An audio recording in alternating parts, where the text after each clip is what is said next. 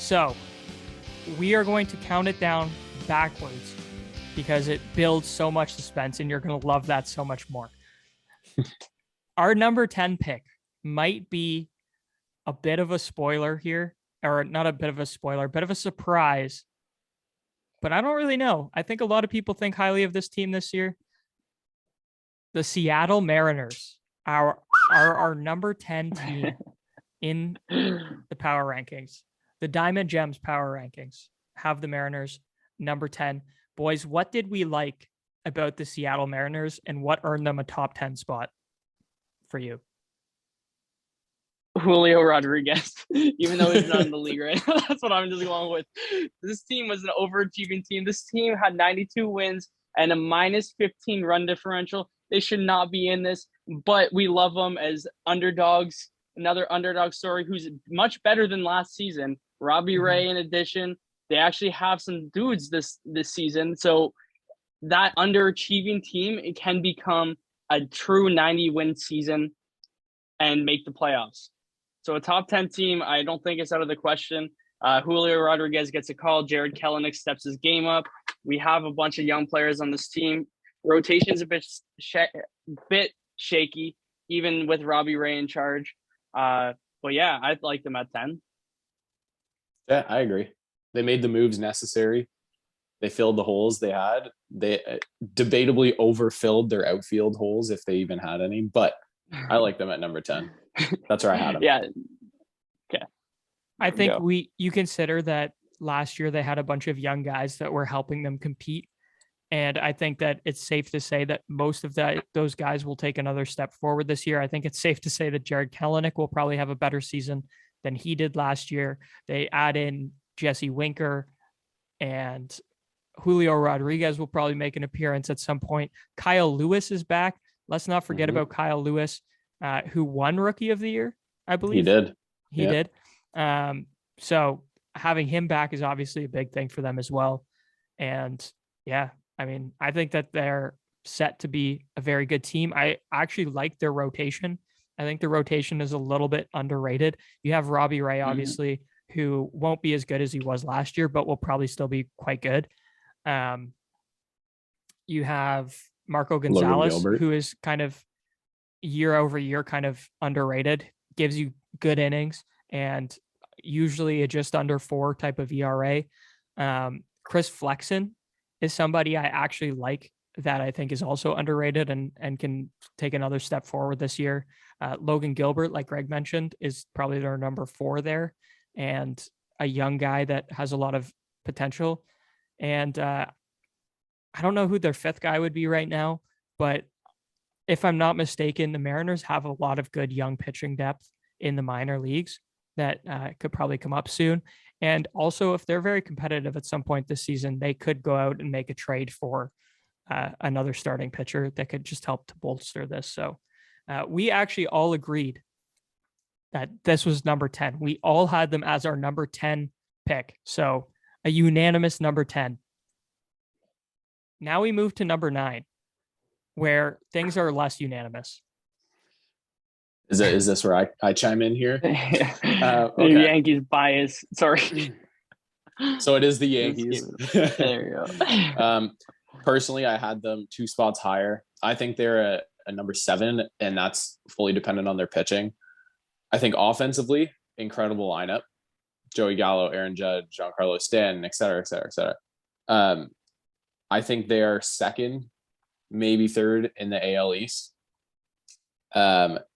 They dropped to 9 in the power rankings because there are a couple of Yankee haters that actually dropped them almost out of contention for the top 10. Like I said, really like their offense. I think pitching is going to be a weakness. I think Garrett Cole is not going to be Garrett Cole. Whole sticky substance thing. Luis Severino does come back this year, hopefully. Who knows if he stays healthy. On the IL. Yeah. Jamison Tyone as a number 3 potentially, and then you can Jordan Montgomery, fill in whatever other blanks you want. Starting rotation is the weakness. Don't forget about Nasty Nestor. Nasty Nestor. Yeah. That's the weakness. It's an obvious weakness. Their ace can only do so much to carry them. Even if he wins every single start, your 2 to 5 starters aren't going to give you enough A, good innings, or B, those times where your offense maybe isn't clicking, they're not going to give you the elite pitching performance that you maybe need to, squeak out a win. So I guess that's why they're number 9. Yankees suck. They're not in my top 10. I think they might not even make a playoff spot this year. They might not even get a wild card. So just so you guys know, I almost manipulated this because this is my actual top 10. Like, it's 1 through 10 is the exact picks I made. Wow. So you guys really just copy and pasted my picks and put them in here, and we mutually agreed on it. So thank you. This is Shaped by Sports power rankings, crazy. but actually my personal power rankings. So wow, it should be Isaac Coates of Shaped by Sports, and y'all just ride in it. That's nuts. Okay, so full disclosure, this is what we did. We all created our power rankings, and then we awarded points for each position. So, for example, the Dodgers are like not trying to give too much away here. The Mariners, because we all had them at number 10, they got 1 point from each of us. So they got 3 points. And that's basically, it was like a point system. We just put our rankings together and then weighed everything. And things ended up the way that they ended up. But apparently they ended up exactly the way that Isaac created them. It's kind of like that episode of The Office where Dwight creates a bit of a system. Do you remember that episode, Isaac? He creates a system that ends up having Pam be the employee of the month. And then Jim as the second place. Yes. Yeah. Everything backfires. That's exactly what I did. Yeah. I created this point system so I would win. And then, so basically when you're going to talk shit about our unanimous choices for power rankings, it's, I guess I have to take the blame because these are mine. Yep. Now. So I said, just gonna go out there and say it right now. I think the Yankees are outside of my top 10. For these following reasons. Their pitching is not very good. Garrett Cole, yes, obviously one of the better pitchers in baseball. And I kind of disagree with Greg that he might not be Garrett Cole this year. I think he's going to actually be better this year than he was last season, because I think he's had the offseason time to make adjustments and not have to deal with, sticky substance bans midway through the season, which I still think are unfair. The fact that they did it right in the middle of the season and didn't give people time to adjust. But I digress. I think their lineup is just insanely injury prone. And we saw it last year that they got hurt by injuries and people were like, oh, well, what are the Yankees supposed to do? The Yankees aren't the Yankees because they're hurt. You idiots. You went out and you got a bunch of people who are always injured. No wonder your whole team is fucking injured. The Yankees suck. Healthy, they're outside of the top 10. I would have had the Giants at number 9. If healthy, are the Yankees in the top 10? Maybe. Done. And we're healthy right now. Let's go to. Should we move on to these are our preseason power rankings. Okay. Number 8, the Milwaukee Brewers. So Milwaukee here, this is an iffy one because Milwaukee, to be at the same level as they were last season, because they had no upgrades, their pitchers have to be as elite. That starting rotation and the bullpen has to be just as good as last season to keep them in this 8th spot, because their offense is bad. Their offense has been bad, and will always be bad as long as they don't make changes. So I feel like this is the riskiest one, because this could, if Brandon Woodruff gets hurt or Corbin Burns gets hurt or they have off seasons, it's done. But Milwaukee Brewers are number 8. Where are you guys saying on that? I had them at 15 for the exact reasons you said. You are banking so hard on, albeit elite pitchers, your best pitchers being your best pitchers every single time they take the mound. They one slip up and you fall out of contention like that. And you're putting a lot of pressure on Christian Yelich to carry the offense, which he didn't do last year, potentially the year before, which he won't do. Yeah. So I think too much rides on too few people for them to be in best my rotation in baseball. So I mean, yes, you're the best at something. You should be inside the second top best. 10. Who's the Mets? Maybe we'll get back to it. The Mets are the best rotation. Okay, yeah. maybe. Yes, I guess. I don't Very even close think so. though. Quite the My- 1-2 punch of a Max Scherzer and a Yeah. My reason for the Brewers, and I actually had the Brewers ranked as my number 7 in my personal power rankings. The reason I have them here is strictly pitching. I think that they're the best rotation in baseball. Their top 3 are all Cy Young contenders in Burns, Woodruff, and Peralta. Then they have Adrian Hauser and Eric Lauer, who are very good 4-5 guys. The bullpen has the best closer in the National League in Josh Hader. Probably in baseball, honestly. I think that's probably not even a hot take. I think Josh Hader is the best closer in baseball. Consistently. Yeah, year over year. And then they have Devin Williams, who, if he doesn't punch anything, will be fantastic again. And their lineup, like, to me, yeah, not very good. But Christian Yelich can't be worse than he was last season, right? That has to be his floor. So he can only get a little bit better from there. They also added like Hunter Renfroe, who's a little bit of an underrated bat and a very good defender. They have good defense. Got Andrew McCutchen. That won't do anything for them. But yeah, I don't know. Their lineup is not that strong, but the pitching is just so good, like the best in the league, that I have to have them in my top 10. Yeah, we talked about they're the reverse of the Red Sox or the Yankees. Yeah. Mhm. Lineup not good, pitching unreal. Yeah. All right, Jacob, bring us in 7. This is a perfect one for me to bring in because I am so over the Astros cheating scandal that we have them in our top 10 power rankings. I have them, we have them collectively at number 7. I had the Astros at number 6. MLB had the Astros ranked at number 8. So we actually gave them a bit of a boost in number 7. I'll start leading it off with why I think they're here. And it is that they're actually like not really in a worse place than they were last year, in my opinion. Even though they've lost Carlos Correa, they also, their top 6 in their lineup is still Altuve, Brantley, Bregman, Jordan, Gurriel, and Kyle Tucker, who is, I think, going to have a great season. Justin Verlander is back. You get full seasons of Framber Valdez, who seems to have figured things out. Luis Garcia seems like a good young pitcher. Jose Urquidy and Christian Javier kind of as your 4 or 5. Not terrible. And Lance McCullers will be back at some point. He's going to miss probably the first couple turns through the rotation, and then he'll be back there. He has a flexor strain that he's been dealing with this offseason. Originally worried, people thought that it might be a UCL issue leading to Tommy John. It's not that. So he will be back at some point, probably before May.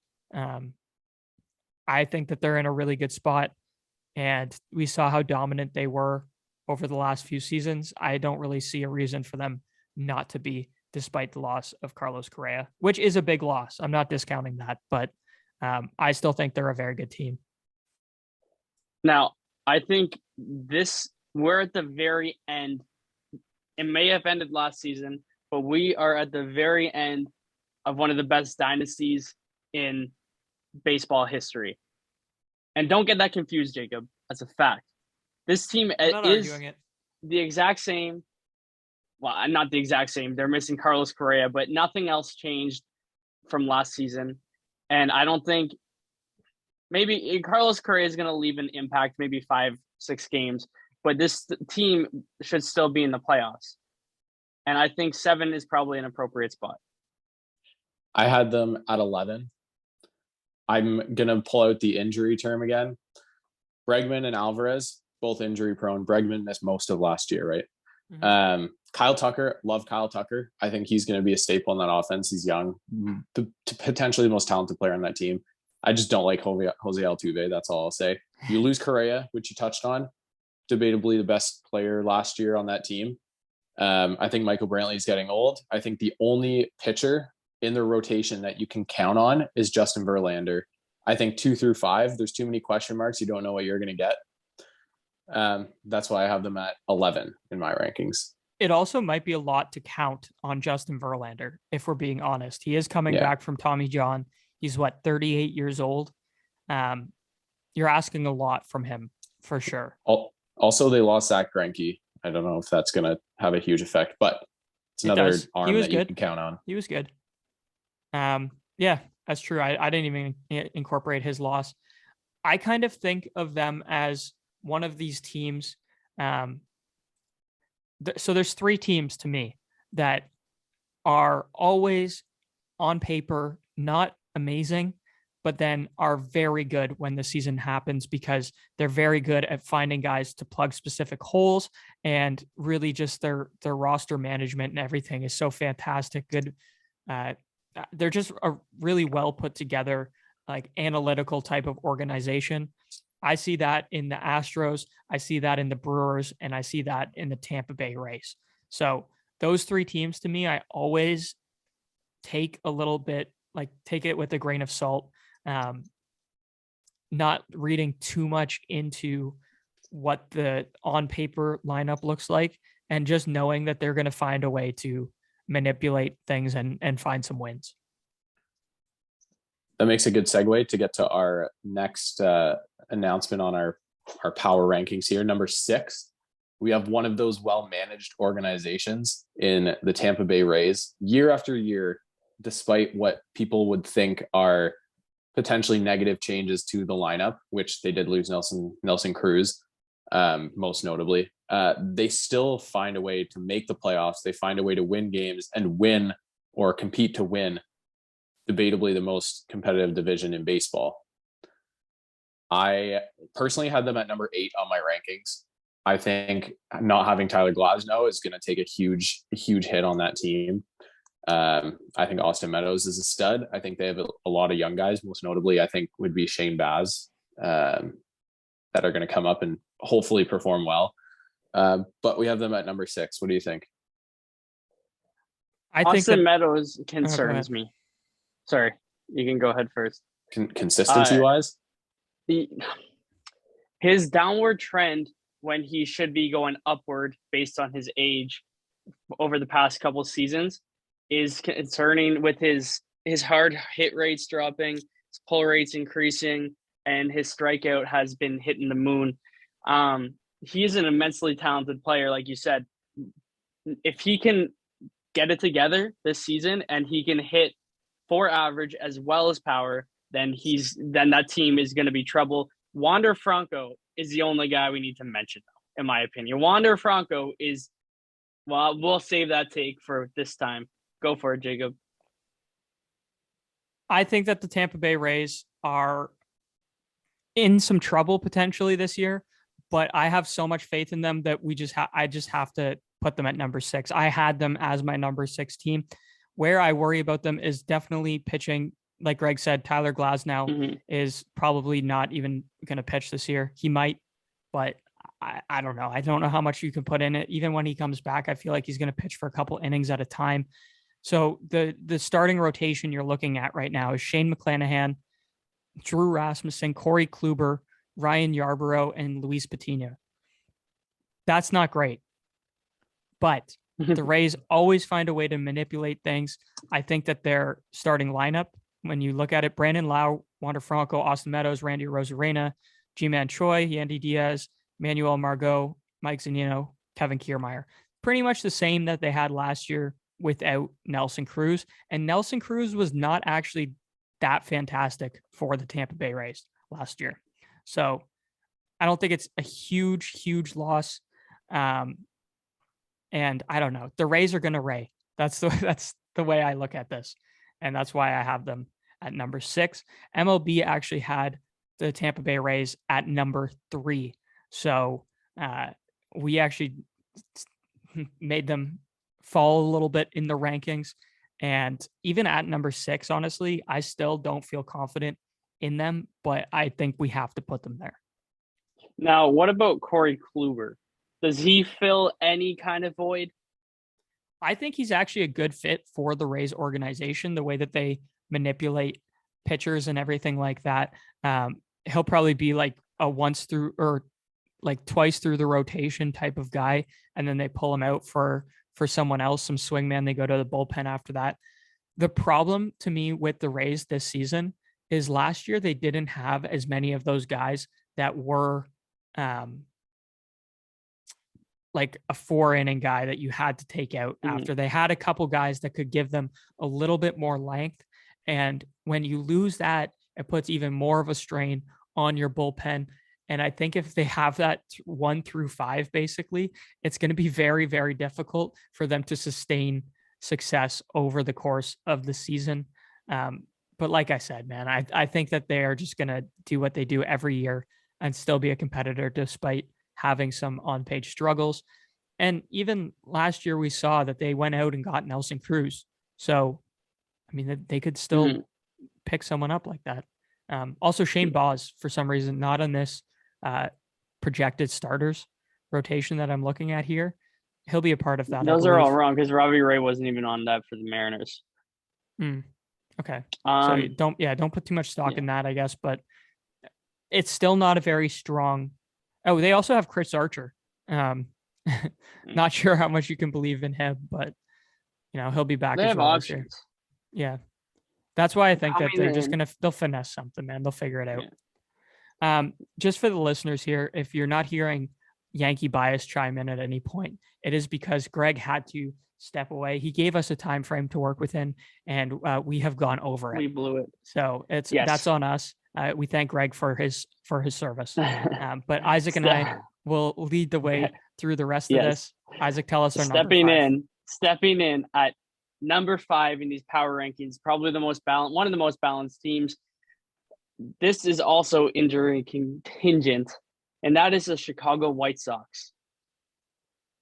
Starting rotation could be Lucas Giolito, Dylan Cease, Lance Lynn, Michael Kopech. Yes, they lost Carlos Rodon, but we're fine. Buoyed by a pretty solid offensive core with Eloy Jimenez, Luis Robert, Yasmani Grandal, and Jose Abreu. If they stay healthy and if Andrew Vaughn progresses, this team is pretty solid, one of the better bullpens in baseball as well. They could use another starter in this rotation, maybe a midseason trade, something like that. But Chicago White Sox number 5, where did you have them, Jacob? I had them number 8, and you guys both were like, "That's stupid. That's too high in the power rankings." MLB ranked them number 2. That to me was egregious. I don't see that. They lost Carlos Rodon from last season, and I think that that's a decent loss for them. He was a big contributor to the rotation last year. We also just saw them get exposed in the playoffs last year as pretenders. And I don't know, I think seeing what happened to them in the postseason last year kind of gave me bad vibes and made me think that they're not as real deal. Now they did deal with a substantial amount of injuries, but who's to say that's not to happen again? And to me, the problem is you look at their lineup and you look at their rotation right now and things look good, but the depth isn't there. They're not a team that I think has the Ray ability of just pulling in players and finding guys and making things work. I think if they don't have these guys on the field, they're going to struggle. And I just don't see them as, even with like the good names in the lineup, like, I don't know, man. There's just something about them that is just off to me. I definitely acknowledge that they are like a well put together, like solid team, but I just have a hard time. I found number 2 laughable by MLB, and I don't know. Where did Greg have them? Do you know? I can definitely double check that. He sent us a picture. Now, some of their gains, some of their smaller gains this year, Kendall Graveman had them 5. Had them 5, just perfect. Kendall Graveman, Joe Kelly. They lost Ryan Tepera, and they also got Josh Harrison in the offseason as well so far. So this team, I don't think Carlos Rodon, he had an amazing year. He had a great year. I don't know how much of a loss that is going to be, because I don't want to be hard on him. I also think he was overachieving a little bit too. But they still have a pretty solid rotation without him. And that's why number 5 here isn't because they have like a superstar core. It's this team on paper is just one of the most balanced teams out there. So Jacob, number 4. Number 4, I am really worried about announcing this publicly because I know it's going to get a lot of hate because I saw what y'all did to the MLB when they posted the New York Mets as their number 5. We have moved them up a spot from the MLB rankings. They are now our number 4 team. Dude, they got so much hate in the comments. People were all over whoever made the rankings for having MLB or for having the Mets at number 5. We have them at number 4. We're going to get hate for it. I don't understand the hate for it. Dude, look at their rotation. It's Mets fans and Yankees fans. And New York people are the loudest. Yes, that's true. They are often defeatist, sad motherfuckers. That's what tends to happen. They always think the worst of the team. You know, they always find the negative. I do find that is definitely the case with Mets fans. However, the Mets have given them reason to be like that, especially over the last couple of years. We were looking at the Mets last year preseason being like, dude, they look pretty nice. They look like they might be able to compete for a wild card spot. They fell off a train, Isaac. They did. Over a bridge. Mm-hmm. Into rocky waters. It did not go well at all in the second half. And I think that the only thing holding the Mets back, in my opinion, is the fact that the Mets might be cursed. Yeah, you probably are. Now, some of they have this core. They have a very solid core. Frankie Lindor, hopefully this is the bounce back season that we're hoping for.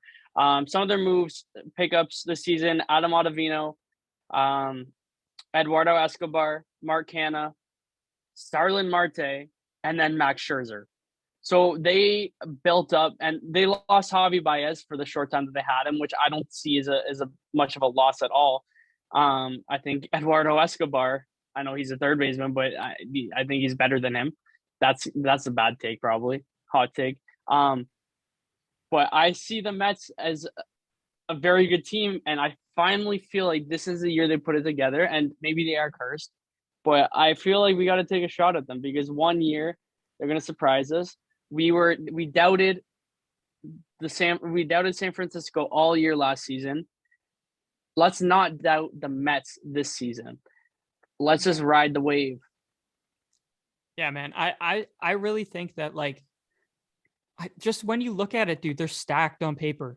They have one of the best, if not the best rotation. I still think the Brewers have the best rotation in the MLB. So maybe the Mets are number 2, but you've got DeGrom, Scherzer, Bassett, Carrasco, and Taijuan Walker. Like that's pretty solid. And then you have like a Tyler McGill who could be like your number 5 or your depth starter when one of those guys probably ends up getting hurt for a bit. And then, like you said, Marte, I thought Mark Canha was kind of an underrated pickup this year. People sleep on Mark Canha. He's a very good hitter. He'll help that lineup. And then also, dude, they just had like everyone on their team last year seemingly had a career worst season. What are the chances that they all have terrible career worst seasons again? Exactly. I think not unlikely. Happening. So I think that they're going to make a comeback this year. And they made all of the right moves in the offseason, in my opinion. I don't think you can blame management if this team fails. I think it's just a curse if it does. And I think that that's the only reason people are doubting the Mets is that the Mets have traditionally looked good and then done nothing. So we just got to hope that that's not the case this year and that they're actually good. Number 3, the Atlanta Braves. Was that my turn or your turn? I think it was my turn, right? Your turn. Yeah. Yep. Atlanta Braves. Yes, they lost Freddie Freeman, but they gained Madelson. This team is probably the same as they were last year, except they have Ronald Acuna healthy. They were the same team going into this season as they were at the end of last season, and that was World Series champions.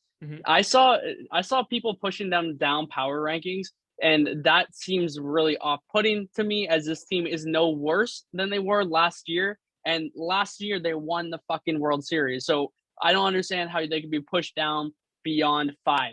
top 3, I think they could be number 2.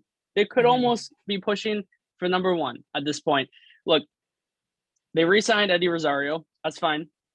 Bring in Kenley Jansen. They also signed Kirby Yates. Quietly. They also signed Colin McHugh.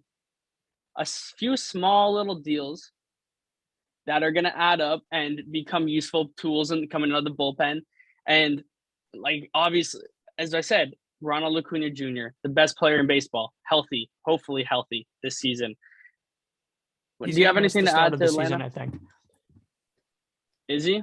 I think so, but I don't know if it's confirmed, but I'm pretty sure that he has not recovered from his ACL injury in time to be there for the first month of the season. I think he might be missing. I saw a report somewhere. I think that the reason people are downplaying them is they lost Freddie. May. It's not good. Yeah, it's targeting May, exactly. They lost Freddie Freeman. They lost Jorge Soler. They lost Jock Peterson. Those were 3 impactful players. Jorge Soler and Jock Peterson really postseason were when they were really good and helpful for the Braves. But I think that they were, like you said, Isaac, they're in a better position now than they were at the start of the previous season. I don't know. I think that they're very good. And I think Alex Anthopoulos as their general manager, they're trying to win again this year. There will be moves made throughout the season that help them. Like you said, they added Colin McHugh. They added Kenley Jansen.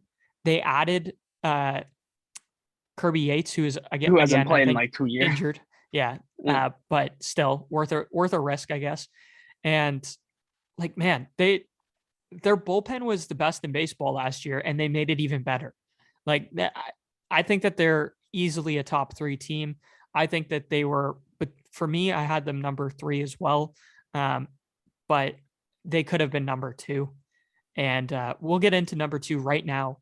And the reason that maybe they should be number 2 is because we might be clouded, Isaac, by Blue Jays bias. We have the Toronto Blue Jays at number 2. I don't know if we are completely blind to this, but Greg had them at number 3, I believe. He did. Yeah. Greg had them at number 3. The power rankings by MLB had them at number 6. Now, to be fair, MLB's preseason power rankings came out before they signed Matt Chapman, or before they acquired Matt Chapman, and before they signed Yusei Kikuchi. So I think that those two deals do move them up the rankings a considerable amount. The CBS rankings has the Blue Jays at number 3. Mm-hmm. Okay. Now, are you still going with your point? I was just adding that to yours. Yeah, I mean, I can continue. I think that the Blue Jays have the best rotation in the American League East. That's not really a debate. Kevin Gausman, Jose Barrios, Alek Manoah, Hyunjin Ryu, Yusei Kikuchi. That's the best rotation in the American League East by quite a bit. When you look at the Yankees and you look at the Red Sox and you look at the Rays, and definitely when you look at the Orioles, they have the best rotation. This team is a year older. This team had 3 different home stadiums last season. Do not forget about that. When the Jays went back to Toronto, they were 25-11 at home. And their other home games, quote unquote, before that, they were 22-22 because they didn't have a home game until late July. This team has one of the best cores, if not the best core in all of baseball, the best young core. This pitching rotation, maybe without an ace, they have 4 solid guys in that rotation. The bullpen, meh. You got a few things to work out, but you have Jaime Garcia Jordan in the Romano. offseason. That was a decent signing. Yes, and Jordan Romano is still rounding that out.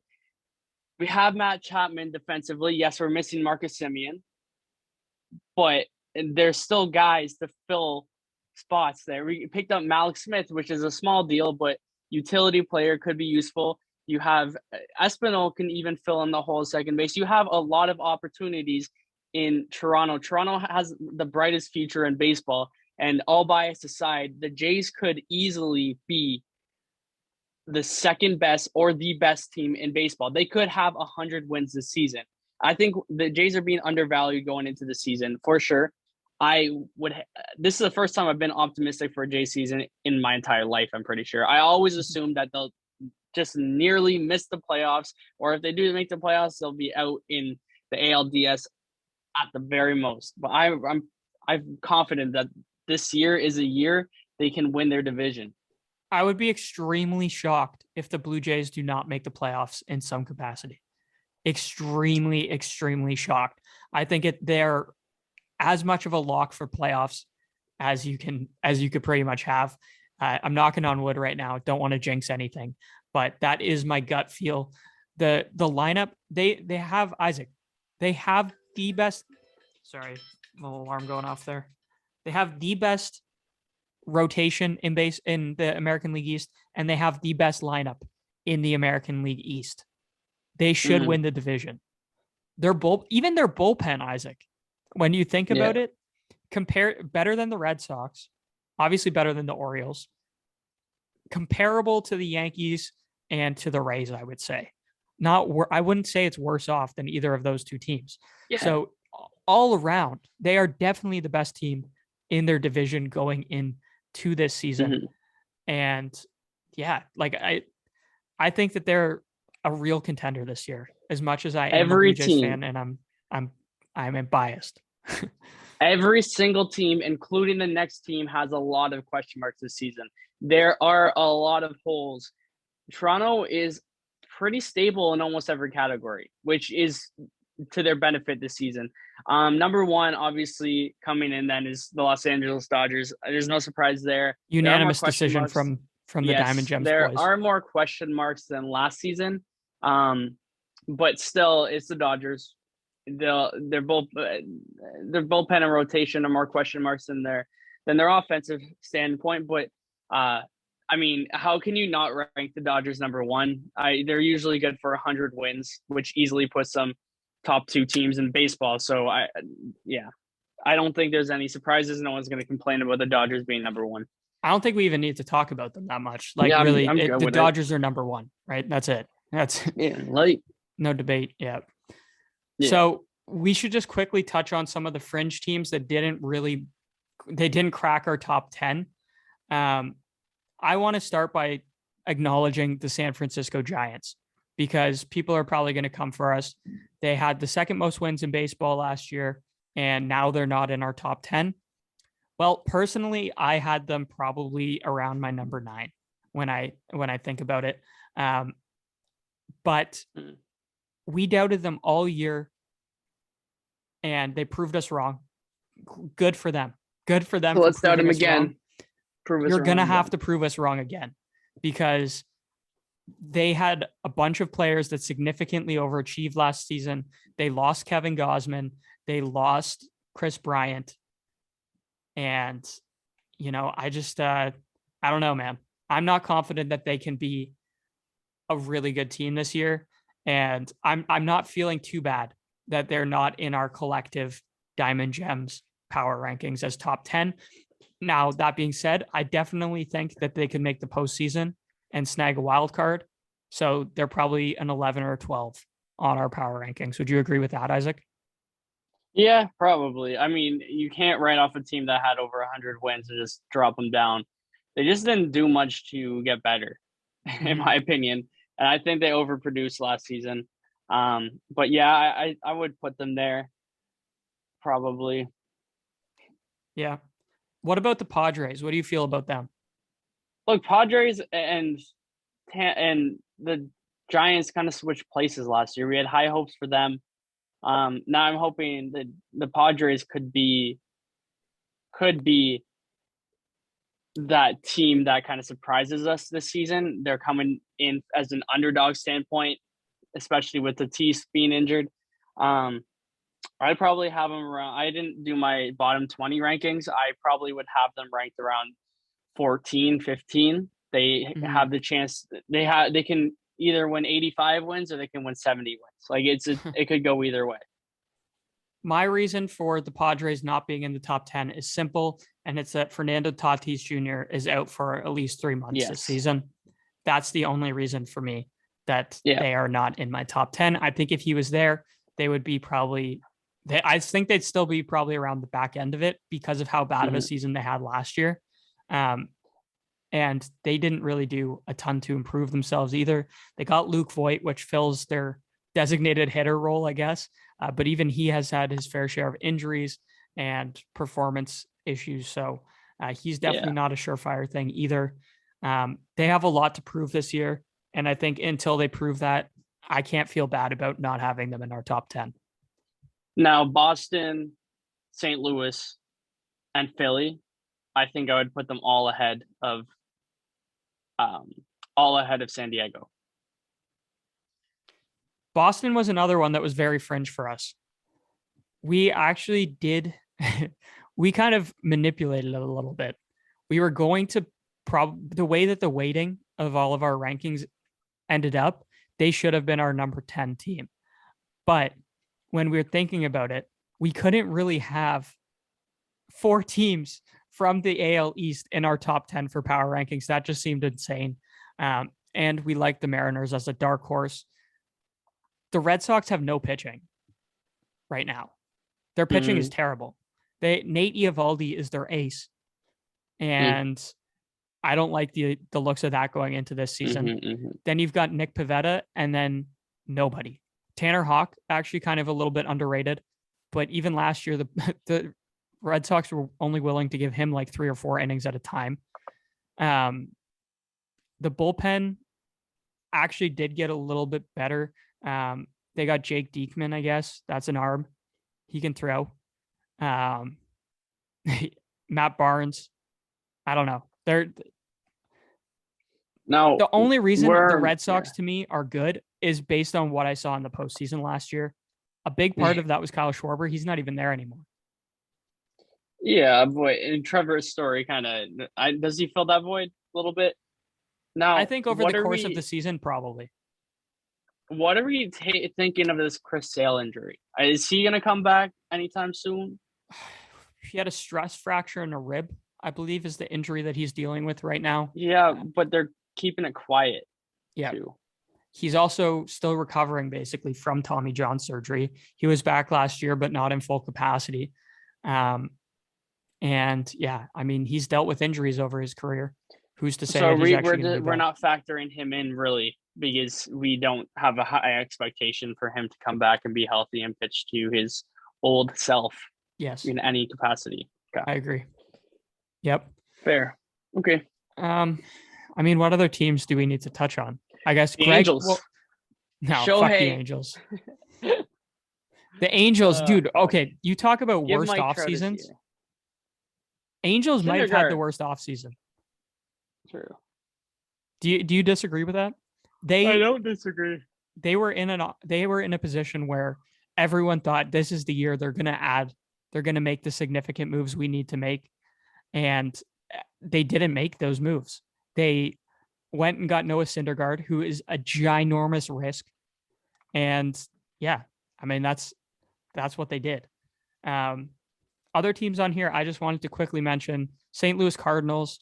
I love the Cardinals. I really like their lineup this year and how some of the members of the rotation, having Jack Flaherty back, I really like him. And I definitely wouldn't write them off. I could definitely see them snagging a wild card again. Cardinals were definitely a fringe team for me that I definitely considered putting in this top 10, but ultimately just did not make the cut. And then lastly, I just want to say the Philadelphia Phillies, they made some big moves. Obviously, they got Castellanos and Kyle Schwarber in the offseason. I think that they're still going to be bad because they are by far the worst defensive team in baseball. And adding Nick Castellanos and Kyle Schwarber does not help your defense. So I don't know. And the rotation is sketchy to me. They have Zach Wheeler. Aaron Nola is pretty good, but he gives up a lot of home runs. Yeah, I don't know. I don't trust the Phillies. I don't think they're going to be that great. I think they're about a 15 or 16, but just wanted to mention them because Greg actually had them as his number 9 team on his power rankings. I like the Phillies more than the Padres. That's a wild take. Not really. Greg agreed with you. Yeah. All right. Okay. Well, that was a lot of talking, man. That was a 2-hour episode. It was the season premiere, though. So we had to come with a banger. We had to come with a lot of information for you. I feel like doing our power rankings and going through basically every acquisition and offseason was a lot to accomplish, but we got it done in our first episode of season 2. It's been real. I'm tired. It's time for me to go to bed.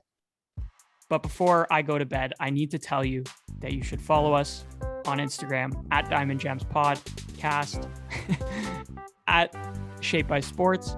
Follow us on TikTok at Shaped by Sports. Visit our website, shapedbysports.com. Like, subscribe, leave a nice review, all of that good stuff. Check out Isaac's podcast, Scramble Squad Pod, Golf Podcast. Thank you so much for listening, and look forward to speaking to you more as this season progresses. Let's go. Enjoy spring training. We'll get back to you next week.